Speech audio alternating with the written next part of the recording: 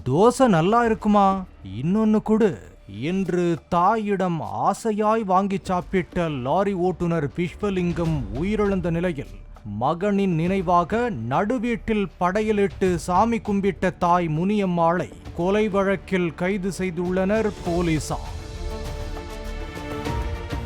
விழுப்புரம் மாவட்டம் வளவனூர் அருகே உள்ள சீனிவாசபுரம் மாரியம்மன் கோவில் தெருவைச் சேர்ந்தவர் 28 வயதான லாரி ஓட்டுநர் விஸ்வலிங்கம்.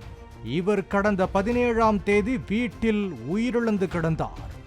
உடலில் கத்தி குத்து காயங்கள் இருந்தன. யாரோ மர்ம ஆசாமிகள் வீடு புகுந்து தனது மகனை கத்தியால் குத்தி கொலை செய்துவிட்டு தப்பிச் சென்று விட்டதாக வளவனூர் போலீசாரிடம் தாய் முனியம்மாள் புகார் அளித்தார். இந்த கொலை சம்பவம் தொடர்பாக வழக்கு பதிந்த போலீசார் கத்தியால் குத்திய ஆசாமியை தேடி வந்தனர்.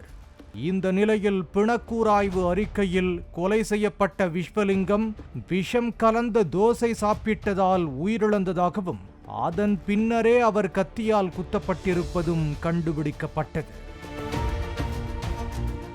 இதையடுத்து விஸ்வலிங்கத்தின் தாயிடம் விசாரிக்க அவரது வீட்டிற்கு போலீசார் விரைந்தனர். வீட்டில் தனது மகனின் நினைவாக படையலிட்டு முனியம்மாள் சாமி கும்பிட்டு கொண்டிருந்ததாக கூறப்படுகிறது. அவரிடம் நடத்திய விசாரணையில் விடா குடியால் பணம் கேட்டு தீரா தொல்லை கொடுத்து வந்த தனது மகனை தோசையில் விஷம் கலந்து கொலை செய்ததை ஒப்புக்கொண்டார். உடலில் கத்திக்குத்து காயங்கள் எப்படி ஏற்பட்டது என்று விசாரித்த போது தனது மகன் மேலத்தாழனூரைச் சேர்ந்த செல்வி என்ற திருமணமான பெண்ணுடன் தவறான பழக்கத்தில் இருந்ததாகவும் காதலி என்றும் பாராமல் அவரையும் விஸ்வலிங்கம் போதையில் தொல்லை கொடுத்து வந்ததால் இருவரும் சேர்ந்து திட்டமிட்டு அவனை கொலை செய்ததாக தெரிவித்தனர். தோசை சாப்பிட்டு மயங்கி கிடந்த தனது மகன் உயிர் பிழைத்துவிடக் கூடாது என்பதற்காக செல்வி கத்தியால் குத்தியதாகவும் போலீசாரிடம் யாரோ ஒருவர் கொலை செய்தது போல நாடகமாடியதாகவும் தெரிவித்தார்.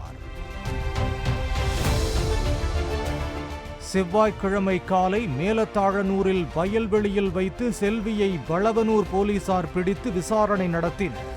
விஸ்வலிங்கம் தினமும் மதுபோதையில் வீட்டில் தகராறு செய்ததாகவும் பொங்கல் பண்டிகையின் போது மதுபோதையில் நண்பர்களுடன் வந்து தன்னை தாக்கி துன்புறுத்தியதோடு தனது வீட்டில் இருந்த பணத்தையும் எடுத்துச் சென்றதால் அவரை திட்டமிட்டு கொலை செய்ததாக போலீசில் வாக்குமூலம் அளித்தார்.